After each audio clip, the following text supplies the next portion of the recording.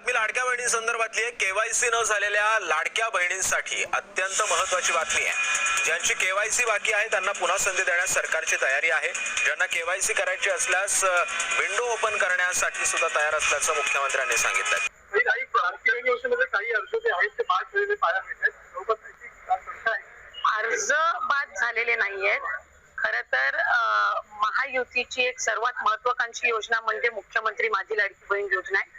याची ई-केवायसी ची प्रक्रिया ही साधारणपणे गेल्या वर्षी ऑगस्ट महिन्यामध्ये सुरू झाली होती आणि त्याला पहिल्या सुरुवातीच्या ह्याच्यामध्ये जवळपास 3 महिन्याचा कालावधी देण्यात आला होता। मग वाढवून आणखीन 2 महिने दिला, आणखीन 2 महिने त्याच्यामध्ये वाढ झाली आणि असा 8-10 महिन्यांचा कालावधी हा ई-केवायसी साठी दिला होता। आणि ही ई-केवायसी प्रक्रिया ही फक्त या लाडकी बहीण योजनेमध्ये नाहीये, तर ज्या ज्या राज्याच्या डायरेक्ट बँक ट्रान्सफरच्या योजना आहेत म्हणजे डीबीटीच्या योजना आहेत ह्या सगळ्यांमध्ये ई-केवायसी प्रक्रिया केली जात असते। आणि हा जो 80 लाखाचा आकडा आहे हा फक्त ई-केवायसीचा नाही, त्यात ई-केवायसीचे काही महिला असतील ज्यांनी ई-केवायसी केलेली नसेल इतक्या मुदतीत सुद्धा तेही आहेत। काही आम्हाला गेल्या 10-10.5 महिन्यापासून आम्ही एक आयटी विभागाचा इन्कम टॅक्सचा आम्ही जो आकडा ज्यांचं उत्पन्न 2.5 लाखापेक्षा जास्ती आहे हा डेटा जो आहे हा आम्ही त्या ठिकाणी मागवलेला होता। त्याला साधारणपणे 10-11 महिन्याचा कालावधी गेला, तर त्या जवळपास एक 11, 11.5, 12 लाख हा तो डेटा याच्यामध्ये 80 लाखामध्ये समावेश आहे। याच्यात 4.5 पावणे 5 लाख अशा महिला आहेत ज्या 65 वयोगटाच्या पुढे गेलेल्या आहेत, जे वयाचा निकष आहे तर त्यामध्ये असतील। त्याच्यानंतर याच्यात सरकारी कर्मचारी ज्यांनी लाभ घेतला होता ते काही हजारांमध्ये होते, 14-14.5 हजार असतील। त्यांच्याकडून वसुली जी आहे ही गेल्या 8 महिन्यापासूनच सुरू आहे, त्याच्यामुळे ते याच्यामध्ये आहेत। तर अशा पद्धतीनं काही नमो शेतकरीचे आहेत जे नमो शेतकरीचाही लाभ घेत होते याचाही घेत होते, तर अशा पद्धतीनं ते साधारणपणे हा आकडा आहे। याच्यात सुद्धा काही आमच्याकडे ज्या लाभार्थी महिला आहेत त्यांनी विनंती केलेली आहे की त्यांनी ई-केवायसी करून सुद्धा त्यांना लाभ हा बंद झालेला आहे। आम्ही त्याची फेर तपासणी करत आहोत जेणेकरून कुठलीही महिला जिने ई-केवायसी केलेली असेल ती लाभापासून वंचित राहता कामा नये।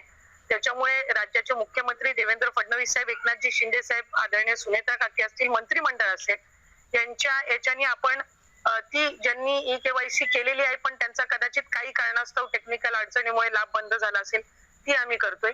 काही अशा आहेत ज्यांनी संजय गांधी निराधार योजना आणि लाडकी बहीण योजना ह्या दोन्ही मधून जे लाभ घेत होते ते छाननीमध्ये कट झालेले आहेत, पण त्यांना दोन्हीपैकी एका योजनेचा कंपल्सरी लाभ हा आपण देणारच आहोत।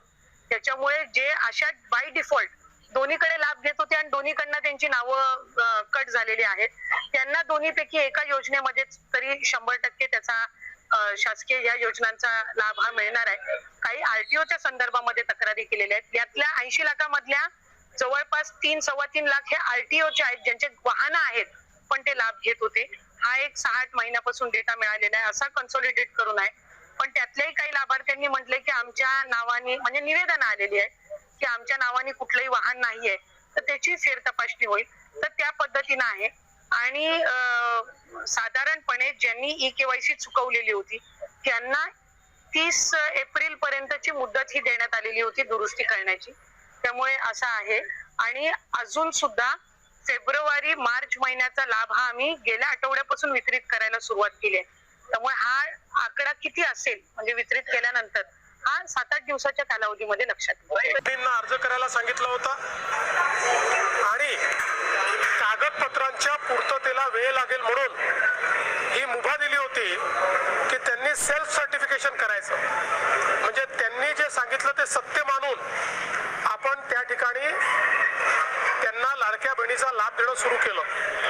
पण अर्थातच आपण ज्यावेळी कुठलाही सरकारी पैसा खर्च करतो त्यावेळी त्याचं सीएजीचं ऑडिट होतं आणि सीएजीच्या ऑडिटमध्ये निकषांप्रमाणे अर्ज आहेत की नाही याची माहिती द्यावी लागते।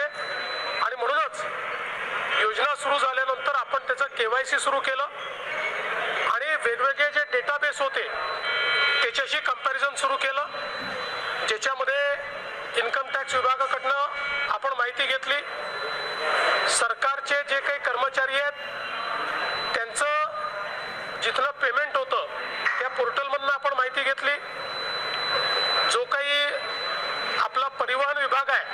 याच्यामध्ये मोटर ची ओनरशिप कोणाकडे आहे, 4 व्हीलरची, याच्या डेटाबेसची माहिती घेतली, रेशन कार्ड याच्या डेटाबेसची माहिती घेतली आणि ही सगळी माहिती आपण ज्यावेळेस कोलेक्ट केली त्यावेळी असं लक्षात आलं की 5 लाख लोक असे आहेत ज्यांच्या घरी सरकारी नोकरी आहे, 14,000 तर पुरुषच निघाले, जवळपास 10 लाख असे निघाले की ज्यांचं उत्पन्न 2.5 लाखापेक्षा जास्तीचं आहे.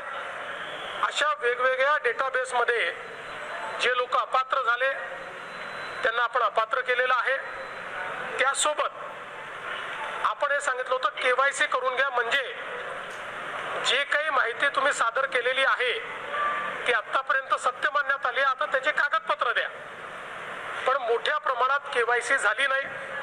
आता एक गोष्ट आपण लक्षात घ्या की ज्यांना अर्ज करता येतो, सेल्फ सर्टिफिकेशन करता येतं, त्यांना KYC करता येत नाही असं मानणं काही योग्य नाही.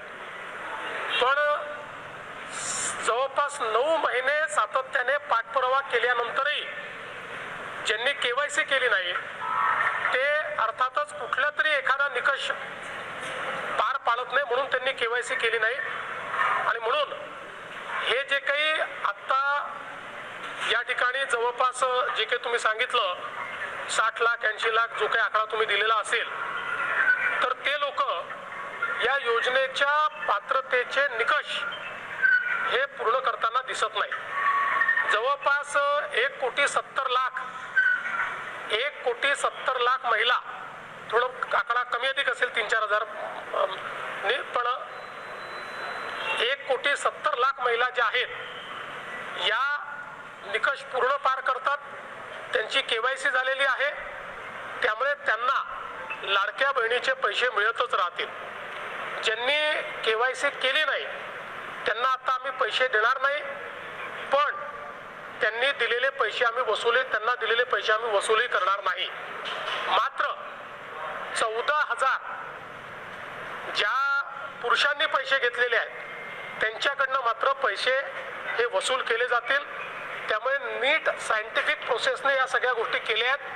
आणि आजही यांच्यापैकी कोणी जर KYC करणार असेल तर आम्ही विंडो ओपन करायला तयार आहोत आणि त्यांना लाभ द्यायला तयार आहोत. आजही ज्यावेळेस आपण जेवढ्या लाडक्या बहिणींना लाभ देतो, देशातल्या कुठल्याही योजनेपेक्षा आजही सर्वात मोठी योजना ही महाराष्ट्राची आहे.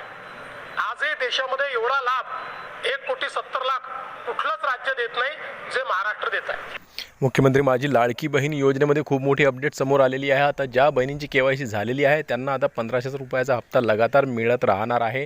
त्यांना कुठल्याही प्रकारची KYC पुढे न करता, आता त्यांना बाद न करता लगातार त्यांचा जो काही 1,500चा हप्ता आहे तो त्यांना पुढेही सुरूच राहणार आहे. आणि आता ज्या बहिणी KYC करणार आहेत, ज्या पात्र आहेत आणि ज्या KYC करणार आहेत त्यांनासुद्धा 1,500 रुपयांचा जो काही लाभ आहे तो त्यांना मिळत राहणार आहे असं मुख्यमंत्री स्वतः म्हणाले आहेत. त्याचबरोबर आदित्य तटकरे यांनीसुद्धा ही माहिती दिलेली आहे. व्हिडिओमध्ये तुम्ही बघितलंच असेल की सर्व माहिती त्यांनी क्लिअर केलेली आहे. आता 60 ते 80 लाख ज्या काही बहिणी राहिलेल्या होत्या त्या कशाप्रकारे राहिल्या आहेत आणि का राहिलेल्या आहेत याचंसुद्धा त्यांनी स्पष्टीकरण दिलेलं आहे. आणि आपल्याला जी काही आनंदाची बातमी येणार होती, खुशखबर येणार होती, तीसुद्धा त्यांनी दिलेली आहे. आणि त्यांच्याप्रमाणे लाडकी बहीण योजनेची जी काही नवीन KYC आहे ती 8-10 दिवसांमध्ये सुरू होणार आहे. म्हणजेच की 11 जूनपासून या नवीन KYCला सुरुवात होणार हे फायनल झालेलं आहे. नमस्कार ताईंनो, मी देवानंद गव्हांदे आणि आपण बघता हा टेक्निकल मराठा जी. ताईंनो, आपण आपल्या व्हिडिओमध्ये आधीच सांगितलेलं होतं की तुम्हाला घाबरायचं नाही, या टेन्शन घ्यायचं नाही. तुमच्यासाठी नवीन KYCचं पोर्टल सरकारला द्यावंच लागणार आहे आणि 101% द्यावंच लागणार आहे. आणि